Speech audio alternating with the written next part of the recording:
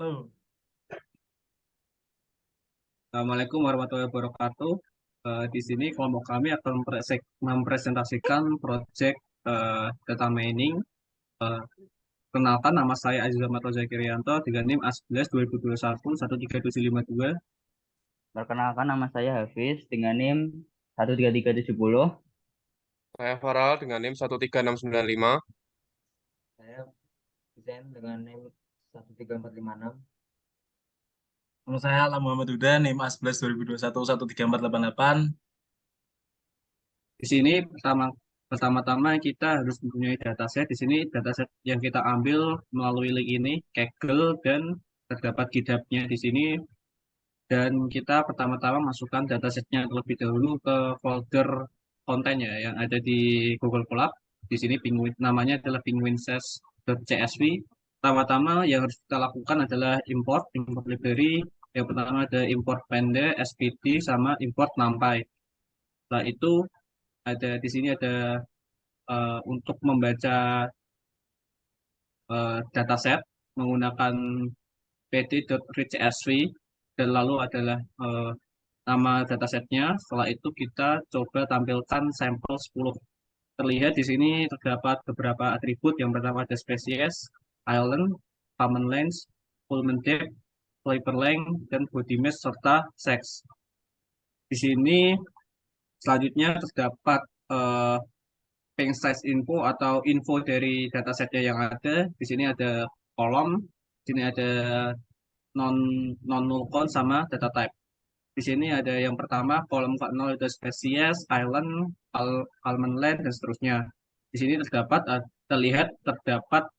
eh, jumlah data yang ada, tetapi di sini masih berbeda-beda dikarenakan terdapat data yang nol, yaitu di sini tidak dibaca.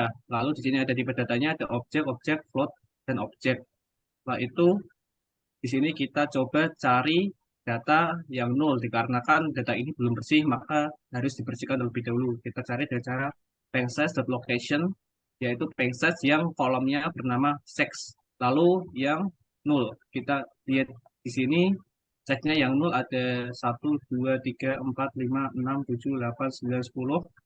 Lalu setelah itu di sini kita drop kita drop yang nol di sini dengan cara drop na in place true. Lalu kita lihat lagi info dari datasetnya, terlihat di sini sudah sama semua ya jumlah data dari setiap kolom yang ada.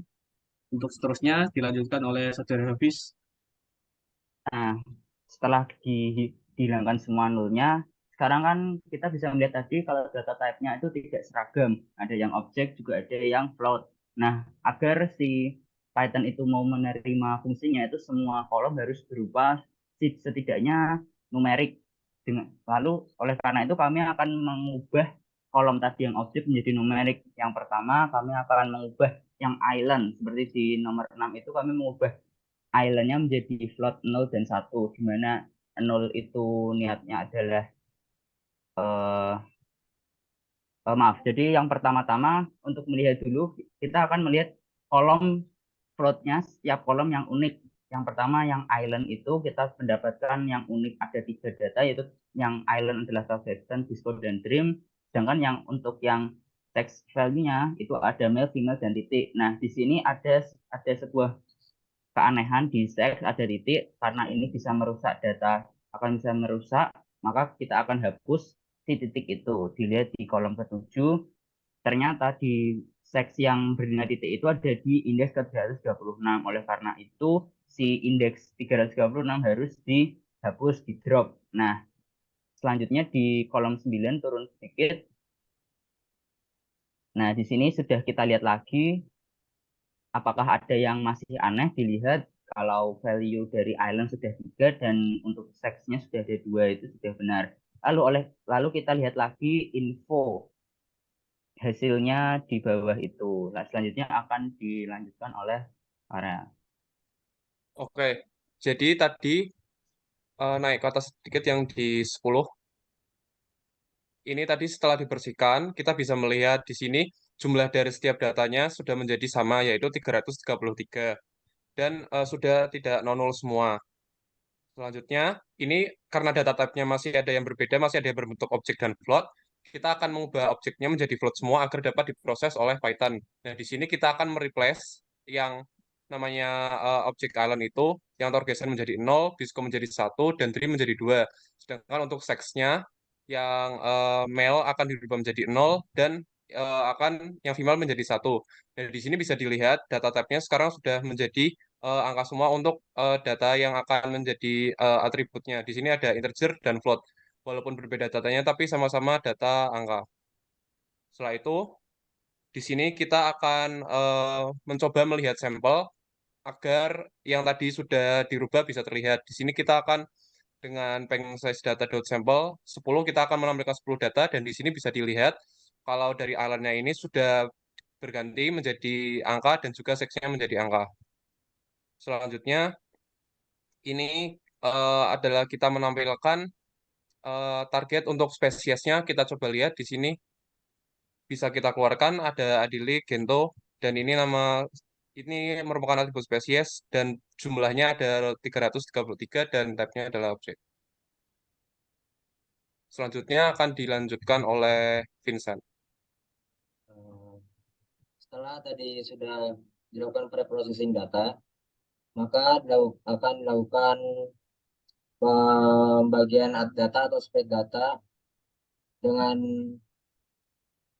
dari scalar, yaitu trend test split.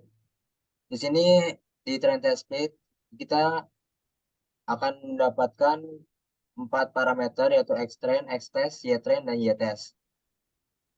Yang data untuk parameter trend test split itu ada peng size data, peng size target, dan untuk test size ataupun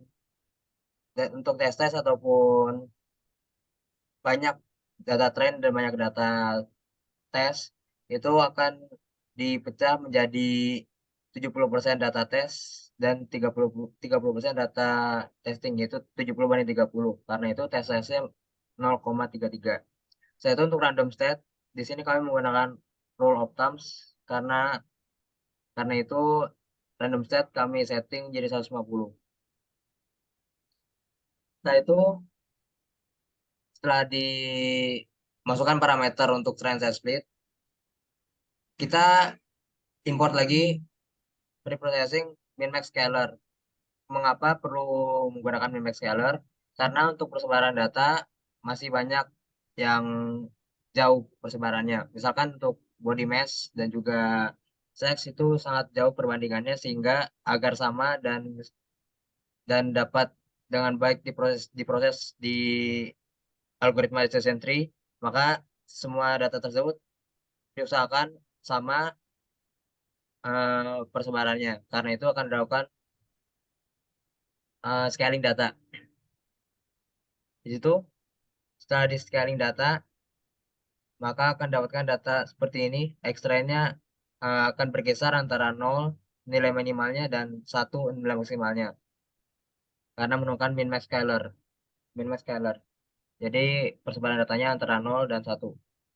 Setelah itu, setelah dilakukan scaling dan juga pemecahan test split dan trend dilakukan pemecahan data testing dan data training, maka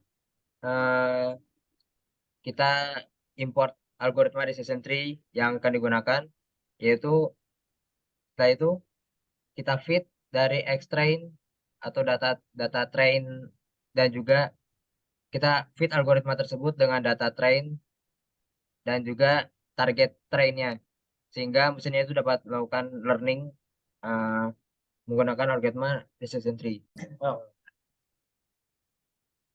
Untuk selanjutnya akan dijelaskan oleh saudara Alam. Oke, untuk selanjutnya di situ ada trik class predict, itu untuk mengetes apakah hasil data train itu sudah sesuai atau belum.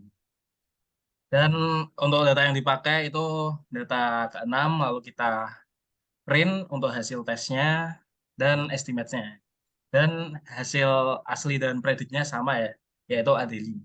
Oke, untuk selanjutnya itu untuk ngepredik si data tesnya dan untuk menghitung akurasi dari Y-predict dan Y-testnya. Lalu setelah dipredik, di print hasil akurasinya yaitu ketemu di 0,92. Nah, di sini ada tree plot atau tree class-nya itu hasil dari plotnya si decision tree-nya itu dari values values yang sebelum-sebelumnya. Nah, untuk selanjutnya itu ada confusion matrix. Confusion itu untuk melihat persebaran data yang benar dan salah pada hasil mesinnya itu dari hasil train. Nah, itu confusion matrix itu dari Y-test dan Y-predictnya. Lalu di print menjadi tree matrix. Itu hasil dari confusionnya. Lalu ini untuk memvisualisasikan hasil confusion matrix. Ya, sehingga dapat mudah dilihat. Di situ ada predik untuk lain-lainnya itu. Bisa dilihat sesuai dengan matriks yang ada yang sudah didapatkan di atas tadi. Oke, mungkin itu cukup. Sekian dari kelompok kita. Kurang lebihnya minta maaf. Wassalamualaikum warahmatullahi wabarakatuh.